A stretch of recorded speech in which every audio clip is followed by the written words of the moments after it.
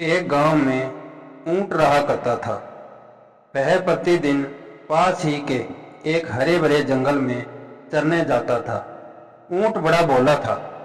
एक दिन जब वह जंगल में गया तो एक चतुर सियार से उसकी मित्रता हो गई।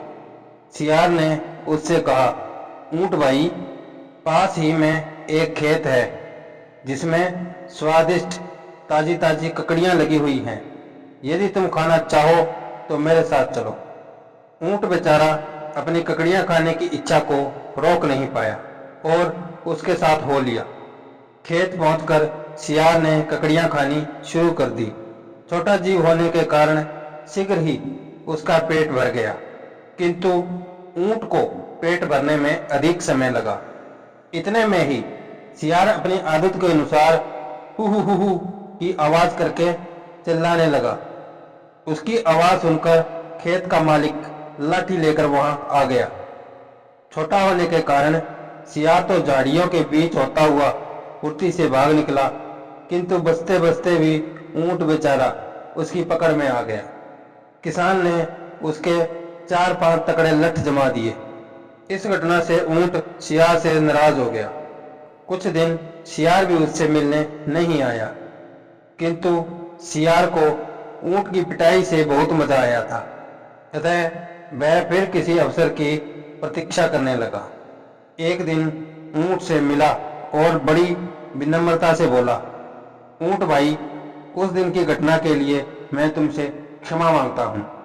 वो क्या है कि मुझे खाना खाने के बाद हु चिल्लाने की आदत है, किंतु अब तुम नाराजगी छोड़ो और मेरे साथ स्वादिष्ट ककड़ियों का आनंद लेने चलो।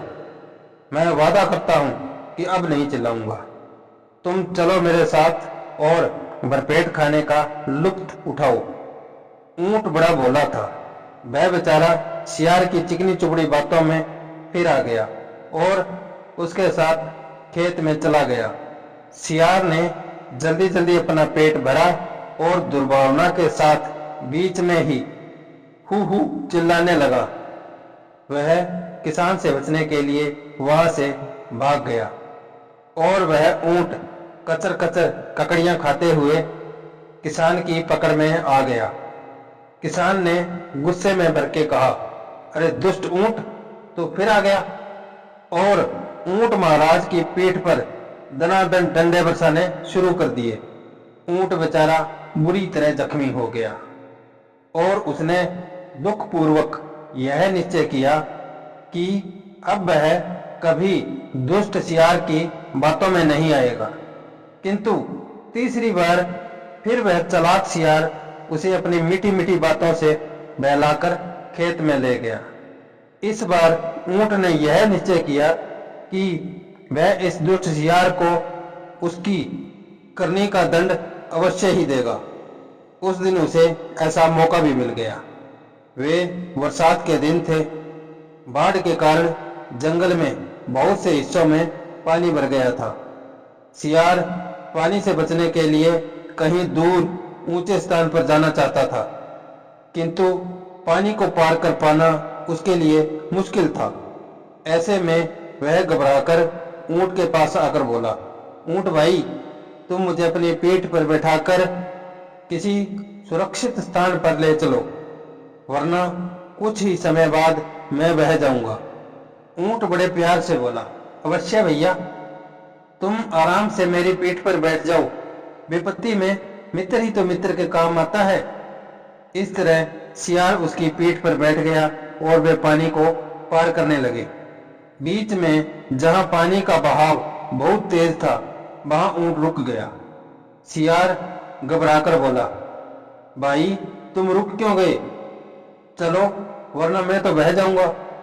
अब बारी ऊंट की थी। उसने सियार से कहा, तुम्हें खाने के बाद जोर जोर से चिल्लाने की आदत है और मुझे खाने के बाद पानी में लौटने की आदत है। इसके बाद ऊंट ने पानी में लोटपोट होना शुरू कर दिया। सियार संतुलन खोकर पानी में बह चला। कुछ दूर तक वह बचने का प्रयास करता रहा, फिर डूब गया और अपने प्राण गंवा बैठा। इस प्रकार ऊंट को उस दुष्ट सियार से सदा के लिए छुटकारा मिल गया। दोस्तों, इस कहानी से हमें यह शिक्षा मिलती है कि दुष्ट के साथ दुष्टता करना ही उचित रहता है। अगर यह कहानी आपको पसंद आई हो तो लाइक, शेयर और सब्सक्राइब करना न भूलें। धन्यवाद।